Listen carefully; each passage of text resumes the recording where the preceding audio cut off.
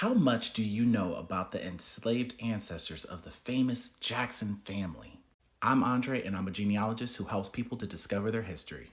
A couple months ago, I was scrolling on social media and I came across this post that was talking about Michael Jackson's paternal great great grandfather.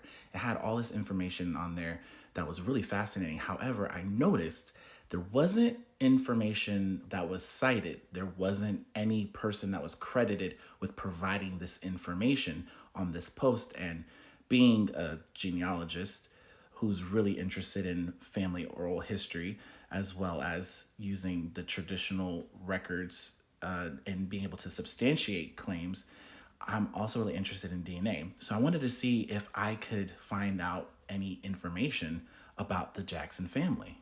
I did start to do some digging, and I believe I found some records that give us a snapshot of the dispossession that the Jackson family's ancestors who were enslaved had endured, the violence of slavery that they had to live through. And I found stories that the family had passed down, as well as there was some DNA or information that was found in DNA.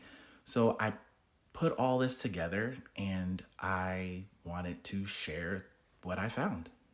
Here's part one of the story of the enslaved ancestors of the Jackson family. Let me tell you about July. This story starts off in what is now known as Clarendon County, South Carolina. On August 28, 1803, a Revolutionary War veteran, James Richburg, sat down and wrote his last will and testament. James wrote, "I give and bequeath to my beloved daughter Mary Gale 3 Negroes, Tenor, July, and Rose." This is the first recorded mentioning of the Jackson family's ancestor July, revealing that he was a slave of James Richburg. James Richburg was a patriot who had believed in the cause of independence from the British Crown. In order to do this, he, just like his peers, had used their status as colonial subjects and compared them to slaves.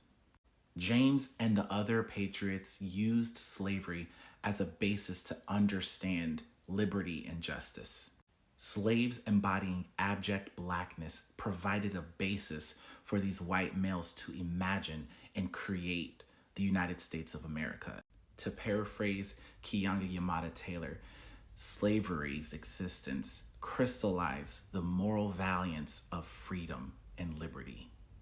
A contemporary of Richburg's was Timothy Ford, who wrote in Charleston, 1794, this: "Liberty is a principle which naturally and spontaneously